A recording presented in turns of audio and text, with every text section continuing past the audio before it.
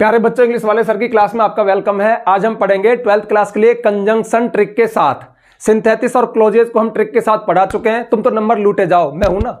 English वाले sir आपके साथ हैं, आपके नंबर नहीं कटने देंगे। जिस तरह से हमने आपके सिंथेसिस और क्लोज में नंबर फिक्स कर दिए, उसी तरह से आज कंजंक्शन के नंबर फिक्स कर देंगे विद ट्रिक। एक भी नंबर नहीं कटेगा। और हाँ, यदि आपने अभी तक सिंथेसिस और क्लोज वाले वीडियो नहीं देखे तो उनके लिंक आपको डिस्क्रिप्शन में मिल जाएंगे। तो चलिए शुरू कर देते हैं। देखिए, कंजंक्शन बहुत सारे हैं, बहुत टाइप के हैं, लेकिन हमें गुड ग्रामर में नहीं जाना है। देखो, अगर गुड ग्रामर की बात करें तो कंजंक्शन कई तरह के हैं, जैसे सबऑर्डिनेटिंग कंजंक्शन होते हैं, कोऑर्डिनेटिंग कंजंक्शन होते हैं, कोरिलेटिव यानी पेयर वाले कंजंक्शन होते हैं। लेकिन एग्जाम के लिए मोस्ट कंजंक्शन ये हैं। इनके अलावा और भी है, वो मैंने आगे एक्सरसाइज में मतलब यहां पे ले लिए वो, ठीक है। मतलब कुल मिला के नंबर नहीं कटने दूंगा यार, और क्या चाहिए, बस थोड़ी देर। अब देखिए, व्हाइल का अर्थ होता है जिस समय। इसका ट्रिक क्या है, मतलब व्हाइल आप कब फिल करोगे, इसके साथ आईएनजी फॉर्म आती है। यानी जब एग्जाम्पल में जो आपको पेपर में आएगा, क्वेश्चन में आएगा, उसमें अगर आईएनजी फॉर्म लगी है तो आप व्हेन और व्हाइल में से व्हाइल को लिखोगे। व्हेन कब लिखा जाता है, जब वर्ब की सेकंड फॉर्म आए या फर्स्ट फॉर्म आए या फर्स्ट फॉर्म में एसईएस लगाओ, तब हम व्हेन का यूज करते हैं। अब आपको लग रहा होगा कि सर ये क्या बात है, आईएनजी तो कैसे भी एग्जाम्पल में आ सकती है, बट तसल्ली लो, सब कुछ बता दूंगा, नंबर नहीं कटेगा। इसके बाद पेपर में अक्सर आता है एंड और। एंड का अर्थ होता है और, जब दो एक जैसे शब्दों, मतलब दो व्यक्तियों, दो वस्तुओं अथवा एक जैसी बातों या विचारों को जोड़ता है। आल दो, एंड तो सरल ही है, भरी जाता है। एंड अलग, अगर एंड फिल करवाएगा ना तो आप कर ही दोगे। अगला है आल दो। आल दो का अर्थ होता है हालांकि या यद्यपि। ये विरोधाभासी बातों, यानी एक बात दूसरी बात की उल्टी होगी तब भरा जाएगा। अगला है और का अर्थ होता है अथवा। ये दो विकल्पों के बीच काम में आता है। इफ का अर्थ होता है यदि। देखिए, इफ का अर्थ यदि होता है, और कई बार ये की क्या भी बोलता है। ये शर्त के लिए आता है मोस्ट ऑफ। इसके अलावा सो है, सो का अर्थ होता है इसलिए। ये परिणाम दिखाने के लिए आता है। अब ये आप ट्रिक मान सकते हो, कुछ ही मान सकते हो, सच्चाई तो ये है आपका सही होगा। तो देखिए, अब इनको हम एग्जाम्पल के साथ देखते हैं। तो देखो, जो मैंने सबसे पहले एग्जाम्पल लिए 4-5, ये एग्जाम्पल्स फ्रॉम बोर्ड पेपर से है। ये जैसे कि ये शुरू के जो 2 हैं, ये तो बोर्ड के मॉडल पेपर, सैंपल पेपर में से हैं, और जो 3 हैं ये लास्ट ईयर के क्वेश्चन है जो बोर्ड में आए थे। इनको फिल करने के बाद आपको कॉन्फिडेंस आ जाएगा कि हाँ मेरा भी सही हो जाएगा, क्योंकि बहुत टफ नहीं है। तो देखो, Arpit Archana jointly scored the top marks, है ना। अर्पित अर्चना ने संयुक्त रूप से अच्छे टॉप नंबर प्राप्त किए। अब यहाँ पे 2 दी थी ऑप्शन में, एक तो एंड है, एक सो है। तो अर्पित पता लग गया होगा एंड, क्योंकि 2 व्यक्तियों को जोड़ रहा है तो कौन जोड़ेगा, एंड ही जोड़ेगा, और कोई नहीं जोड़ेगा। तो यहां पे हमने लिख दिया एंड, और हमारा हो गया सही। अगर गलती करते हम यहां पे सो लिख देते, मैं गलत को भी बताऊंगा गलत कैसे खटकता है। तो देखो, अर्पित इसलिए अर्चना, क्या मतलब है, अर्पित और अर्चना, बैठ गया ना, तो कोई कठिन नहीं है। द रिकॉर्डर आस्क्ड, तो रिकॉर्ड करने वाले ने पूछा मी, मुझसे। आई वॉज कंफर्टेबल, मैं कंफर्टेबल था। तो जो रिकॉर्ड कर रहा था, रिकॉर्डर कोई भी होगा, उसने मुझसे पूछा, मैं कंफर्टेबल था। अब यहां पे 2 दिए, दैट और इफ। तो the recorder asked me that की मैं कंफर्टेबल था। बड़ा अच्छा लग रहा है ना, सही सा लग रहा है ना, लेकिन रुको, तसल्ली लो। The recorder asked me if I was comfortable. अब इफ का अर्थ हमें क्या पता है, यदि, लेकिन मैंने क्या बताया, एक और भी है, ये की क्या भी बोलता है बहुत बार। अब इसको लगा के देखें तो क्या बोलेगा, रिकॉर्डर ने मुझसे पूछा इफ की क्या मैं कंफर्टेबल था। तो की क्या ज्यादा बेहतर है या की मैं कंफर्टेबल था, बताओ। रिकॉर्डर ने पूछा की क्या, तो की क्या के लिए हम इफ लगाएंगे। यहां पे आपका गलत हो सकता था, थोड़ी सावधानी की आवश्यकता है। इसमें हम इफ लगेंगे, इफ का अर्थ होगा की क्या। वही बात है यार, बोर्ड की स्ट्रेटेजी है, एक सरल दे देगा, एक थोड़ा टफ देगा। एंड सरल दे दिया, ये तो सबको भाई सब सही कर लो और पास हो जाओ। एक थोड़ा लॉजिक है। अब जो 3 हैं ये लास्ट ईयर एग्जाम में आए थे। सिद्धि सा हर ब्रदर, सिद्धि ने अपने भाई को देखा। रेन टू हग हिम, और दौड़ी टू हग होता है गले लगने के लिए, हिम उससे। तो सिद्धि ने अपने भाई को देखा, उससे गले लगने को दौड़ी। अब यहां पे दोनों को लगा के देख लो, सिद्धि ने अपने भाई को देखा और उससे गले लगने के लिए दौड़ी, या फिर सिद्धि ने अपने भाई को देखा इसलिए गले लगने दौड़ी। तो इसलिए भी थोड़ा बैठ रहा है, देखा इसलिए दौड़ी है, बट उससे ही बेहतर है देखा और दौड़ी। तो रनिंग स्टेट है, दोनों विचार एक जैसे हैं, दोनों बात एक जैसी है, कनेक्ट हो रही है, तो एंड आएगा। हालांकि इसमें यह भी लग रहा था इसलिए दौड़ी, लेकिन उससे बेहतर कौन है, और दौड़ी, देखा और दौड़ी। अगला है रिक्त स्थान है, it was raining I was ploughing the field. वर्षा हो रही थी, मैं खेत को प्लो होता है जोतना, मैं खेत की जुताई कर रहा था। वाइल और वैन आगे ना, तो देखो अब वैन को लिखो आप, वैन इट वाज रेनिंग, जब बरसात हो रही थी मैं खेत की जुताई कर रहा था।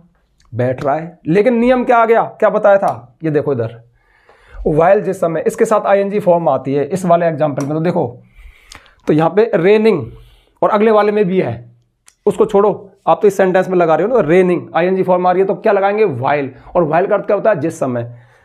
तो यहाँ पे हम लिखेंगे वाइल, यह ट्रिक है, इसको मैं ट्रिक से कवर किया, वरना वहन भी सही था। जब बरसात हो रही थी मैं खेत की जुताई कर रहा था, जिस समय बरसात हो रही थी मैं खेत की जुताई कर रहा था, वाइल आएगा क्योंकि इसमें रूल काम कर रहा है। अगला है a book is a book, एक बुक होती है, there is nothing in it, इसके अंदर कुछ ना हो। एक बुक तो बुक है, इसके अंदर कुछ ना हो। अब देखो यहाँ पे दो ऑप्शन दिए, एक बुक होती है, इफ लगाओ आप, अब इफ दो अर्थ देगा, एक बुक होती है यदि इसके अंदर कुछ ना हो। एक बुक होती है कि क्या इसके अंदर कुछ ना हो, नहीं। एक बुक होती है यद्यपि इसके अंदर कुछ ना हो, हालांकि भले ही चाहे कुछ भी ना हो, यद्यपि इसके अंदर कुछ ना हो, लेकिन बुक तो बुक है, वो तो बुक ही कहलाएगी ना। तो इसमें सटीक अर्थ से कौन बैठा, आल दो, चाहे भले ही यद्यपि हालांकि उसके अंदर कुछ ना हो, लेकिन बुक तो बुक ही कहलाएगी, ठीक है। तो ये तो हो गए हमारे बोर्ड से रिलेटेड, यानी बोर्ड में आए हुए हैं या फिर बोर्ड के सैंपल पेपर में। अब कुछ मैंने अदर लिए हैं। अब हमेशा की तरह से कॉन्फिडेंस तो आ रहा होगा यार, मैं भी करके देखूं। फटाफट से वीडियो को पॉज करो, पेन कॉपी उठाओ, फटाफट से फिल करके देख लो कि आपके कितने सही आते हैं। मैं मतलब उम्मीद कर रहा हूं इनमें आधे से ज्यादा आपके सही आएंगे, एक दूसरे के मात खा जाओगे, वो ट्रिकी हैं, तो वो ट्रिक हम रिवील करेंगे, ठीक है। तो देखो इधर फटाफट जल्दी कर लो। तो चूंकि आपने वीडियो को पॉज किया था, कर लिया होगा, अब इधर चेक कर लो। देखो शुरू में रिक्त स्थान आया, she is poor, she is honest, वह गरीब है, वह ईमानदार है ना। तो अब देखो इसमें एक तो आल दो है, एक बट है। तो अब बट को अब माना आपने शुरू में लगा दिया, जैसे बट लेकिन वो गरीब है, ईमानदार है, क्या बैठा। अगर आल दो को लगाए अपन तो क्या बोलेगा ये, देखो आल दो, यद्यपि सी इज पुअर, हालांकि वो गरीब है, ईमानदार है, हालांकि वो गरीब है, लेकिन, अब लेकिन तो छुपाओ अपने मुंह से, ऑटोमेटिक आ जाएगा। इंग्लिश में ऐसा होता है, हर वर्ड की इंग्लिश नहीं होती, कुछ ऑटोमेटिक जबान पर जाते हैं। तो हालांकि वो गरीब है फिर भी ईमानदार है, लेकिन ईमानदार है, तो इसमें आल दो आएगा। अगला है ही आई इज वर्किंग हार्ड, ये टफ आ गया, इसमें भर के देखो फटाफट। आई, एक तो ही सब्जेक्ट, एक आई है, और वर्किंग हार्ड, तो एक तो इसमें और है या फिर एक एज वेल एज है। अब और का अर्थ क्या होता है, अथवा, और एज वेल एज एक नई चीज दे दी मैंने, हालांकि कम आता है लेकिन सब दिखाना चाहिए ना भाई, ये भी आ सकता है। तो एज वेल एज का अर्थ होता है के अलावा, के अतिरिक्त, और का अर्थ होता है अथवा, और विकल्पों में से काम में आता है।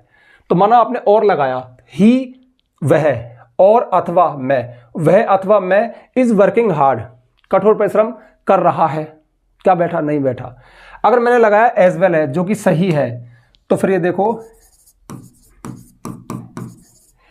वह, उसके अलावा मैं कठोर परिश्रम कर रहा हूं। अच्छा, एज वेल एज के साथ एक खास बात है, एज वेल एज का यूज जो हम करते हैं ना दो सब्जेक्ट के बीच में, तो जो वर्ब है वो पहले वाले सब्जेक्ट के अनुसार आती है।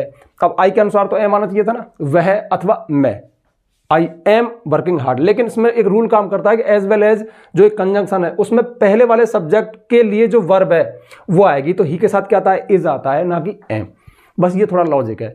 तो अब माना कि आपको पता लग गया एज वेल एज वर्ब आएगा, तो जो पहला वाला सब्जेक्ट को उसके अनुसार वर्ब आएगी, ये आपको लॉजिक पता लग गया। ये ट्रिक है, ये समझ लेना आप, ठीक है। अगर अच्छा इसमें एंड भी होता, जैसे यहां पे एंड होता और, तो आप लिखते ही एंड आई, वह और मैं कठोर परिश्रम कर रहे हैं। तो फिर पता है एंड के साथ क्या आता, आर आता, क्योंकि एंड जोड़ता है। फिर एंड से एंड लगने पर वर्ब बहुवचन हो जाती है। जैसे मैं कहूं मुकेश और रमेश जा रहा है, जा रहे हैं, तो Mukesh and Ramesh are going. He and I, वह और मैं आर प्लेइंग, खेल रहे हैं, तो आर आएगा। अब चूंकि इसमें इज दे दिया, तो इसका मतलब ये संकेत है कि इसमें आप एज वेल एज फिल कर दो। ये लॉजिक है, क्योंकि पहले वाले सब्जेक्ट की वर्ब इसमें आती है। अगला है आई ओपन द डोर, आई सा अ स्नेक, मैंने दरवाजा खोला, मैंने एक सांप देखा। वाइल और वैन दो है ना। अब देखो वाइल और वैन, अब वाइल और वैन में से क्या फिल करें अपन। तो मैंने क्या कहा था कि वर्ब की सेकंड फॉर्म आए या ऐसी ऐसा है तो हम वैन लिखते हैं। वाइल को तो आईएनजी फॉर्म चाहिए, तो इसमें हम वैन लिख देंगे। वैन का अर्थ होता है जब, तो when I open the door, जब मैंने दरवाजा खोला, आई सा अ स्नेक, मैंने एक सांप देखा। व्हाइल, जिस समय दरवाजा खोला, कब लगाते, ओपनिंग होता, while I opening the door, ठीक है, इस तरह से। अगला है माई फ्रेंड डिडंट इन्वाइट मी, मेरे मित्र ने मुझे इन्वाइट नहीं किया था। आई अटेंडेड द पार्टी, मैंने पार्टी को अटेंड किया था। तो मेरे मित्र ने मुझे इन्वाइट नहीं किया था और मैं पार्टी में गया था। क्या मतलब है, मेरे मित्र ने मुझे नहीं बुलाया था और मैं गया था। हालांकि थोड़ा थोड़ा बैठ रहा है, लेकिन दूसरा भी देख लो ना। मेरे मित्र ने मुझे इन्वाइट नहीं किया था, फिर भी, हाउ एवर अर्थ का अर्थ होता है फिर भी, हाउ एवर, फिर भी मैं उसकी पार्टी में गया, नहीं बुलाया फिर भी गया। तो हाउ एवर का अर्थ क्या होता है, फिर भी। यट का अर्थ भी क्या होता है, फिर भी। अगला है you your brother stole my watch, तुमने, तुम्हारे भाई ने मेरी घड़ी चुराई। तो देखो, अगर आप एंड लिख दो तो तुमने और तुम्हारे भाई ने, एक घड़ी के लिए दोनों आएंगे क्या, पूरे फैमिली आएगी क्या यार, एक घड़ी तो एक ही है। तो फिर अब देखो दूसरा क्या है, और अथवा। तो बोलने में क्या आता है, तूने या फिर तेरे भाई ने मेरी घड़ी चुराई थी, तूने या फिर तेरे भाई ने। तो तूने अथवा तेरे भाई ने, मतलब विकल्प है, दोनों एक घड़ी नहीं चुराएं, किसी एक ने, क्योंकि घड़ी कोई बहुत बड़ी चीज नहीं है, इसके लिए दोनों आएंगे। तो और आएगा इसमें, क्या आएगा, और। यू और योर ब्रदर, ये विकल्प देखता है, तुमने अथवा तुम्हारे भाई ने, चाय लो अथवा कॉफी लो, इस तरह से, ठीक है। तो उम्मीद करता हूं आपके सही आए होंगे। अब बड़े आगे कुछ और एग्जाम्पल है, ये फटाफट से वीडियो को पॉज करो और फिल करके देखो। चूंकि वीडियो पॉज किया था, आपने कर लिया होगा, तो इधर देखो। You were sleeping, I was reading, तुम सो रहे थे, मैं पढ़ रहा था। व्हेन और वाइल, पकड़ में आ गया होगा, आईएनजी फॉर्म में वाइल लगा दो, स्लीपिंग है ना, तो वाइल। अगला है यू डिडंट वर्क हार्ड, तुमने कठोर परिश्रम नहीं किया था। यू फेल्ड, तुम फेल हो गए थे। तो तुमने कठोर परिश्रम नहीं किया था और तुम फेल हो गए थे। बैठ रहा है, बैठ रहा है आ सकता है, लेकिन और दूसरा बेहतर भी तो हो सकता है। तो तुमने कठोर परिश्रम नहीं किया था, सो इसलिए, परिणाम दिखा रहा है, इसलिए तुम फेल हो गए। बहुत अच्छा है, सो कर होता है इसलिए। अगला है come on time, don't come at all, समय पर आओ, बिल्कुल मत आओ। अब ये क्या है, not only but also, either और, नाइदर नॉर, है ना, बोथ एंड, पेयर वाले, इनको कॉरलेटिव कंजंक्शन कहते हैं ग्रामर में। ग्रामर बताऊं, बहुत गहरी चीज है, बहुत इंटरेस्टिंग चीज है, लेकिन यहां पर तो बोर्ड ने मजाक बना दिया, मतलब कंजंक्शन को ऐसे दे दिया, ऑप्शन दे दिए। अब कभी तुक्का भी लग सकता है इनमें, वरना पता क्या होना चाहिए था, दो सेंटेंस देता, फिर कंजंक्शन देता, फिर उसको जोड़ो। वो तो एक सही नियम है। जैसे नॉट ओनली बट आल्सो आएगा तो कैसे आएगा, उनमें क्या क्या हटाना, वो थोड़ा टफ हो जाता है। यहाँ तो बिल्कुल ईजी कर दिया यार, सही होना ही है तुम्हारा, ट्रिक की जरूरत क्या है इसमें, थोड़ा सा लॉजिक लगाओ, सही हो जाएगा। देखो, कम ऑन टाइम, समय पर आओ, don't come at all, don't come at all, at all होता है बिल्कुल भी मत आओ।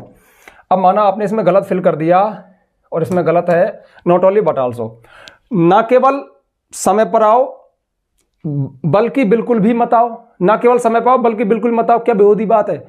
और लगाया अगर आइदर और, तो फिर क्या होगा, आइदर कम ऑन टाइम, या तो समय पर आओ, और अथवा डोंट कम एट ऑल, बिल्कुल भी मत आओ। जैसे आपके टीचर कहते होंगे या तो टाइम पे आ या बिल्कुल मत आ, या तो टाइम पे आ या बिल्कुल मत आ, उस तरह से। तो या तो समय पे आओ या फिर बिल्कुल भी मत आओ, घर बैठ जाओ। तो ये विकल्प है। हरी इज सो वीक, हरी इतना कमजोर है, ही कांट पास, वह पास नहीं हो सकता। तो हरी इतना कमजोर है और वो पास नहीं हो सकता, थोड़ा थोड़ा बैठ रहा है। लेकिन Hari is so weak that he can't pass, कि वो पास नहीं हो सकता। सो दैट ये भी पेयर वाला है, ठीक है। सो उधर आ गया तो दैट आएगा। ऐसी बोथ एंड भी आ सकता है, अगर बोथ दे रखा है तो फिर उधर एंड आएगा, छोटी सी बात है। सो दैट एक कॉम्बिनेशन बनता है। मोहन वर्कड हार्ड, मोहन ने कठोर परिश्रम किया था। ही फेल्ड, वो फेल हो गया। जब कठोर परिश्रम कर रहा है तो पास होना चाहिए ना। चलो इसमें एक बार सो लगा के देखो। मोहन ने कठोर परिश्रम किया था इसलिए फेल हो गया। कठोर परिश्रम करते हैं तो फेल होते हैं क्या, नहीं। यट का अर्थ क्या होता है, फिर भी। तो मोहन ने कठोर परिश्रम किया था फिर भी फेल हो गया, विरोधाभासी उल्टा है तो इसमें यट आएगा। ये भैया आपके कंजंक्शन, और हमेशा की तरह से। अब देखो ये तो हो गया, ट्रिक व्रिक आपने सब देख ली। अब नंबर और कैसे पक्के करें, मैंने लिखा था ना पूरे नंबर मिलेंगे, उसका एक ही मूल मंत्र है। आपके पास संजीव, एक्सीलेंट, जो भी डैश वर्क वगैरह कुछ भी है, कोई मटेरियल है, उसमें से 2-3 एक्सरसाइज हल करो, नंबर पक्के। मतलब फिर गलत क्यों होगा यार, ज्यादातर जो टफ चीजें हमने शामिल कर ली, बता दिया आपको कि ये आते हैं, तो ज्यादातर इनमें से ये आता है। कोई और भी आ जाएगा तो उसको भी देख लेना, यही है, थोड़ी सी मेहनत तो लगती है, ठीक है। तो उम्मीद करता हूं, हाँ वीडियो को शेयर कर देना यार, क्योंकि कितने सारे छात्रों का भला हो रहा है। स्कूल में पूरे साल पढ़ा नहीं पढ़ा, लेकिन यहाँ पे मौज हो रही है। जब तक इंग्लिश वाले सर हैं आपको डरने की कोई आवश्यकता नहीं है। और जो बचे हुए टॉपिक है वो भी आ जाएंगे, और बहुत सारा मटेरियल ऑलरेडी है, सबकी प्लेलिस्ट बनी हुई है, या फिर आप सर्च कर लिया करो इंग्लिश वाले सर, जो भी चाहिए वही चीज़ सामने आ जाएगी। ठीक है, तो मिलते हैं नेक्स्ट वीडियो में नेक्स्ट टॉपिक के साथ, तब तक के लिए बाय।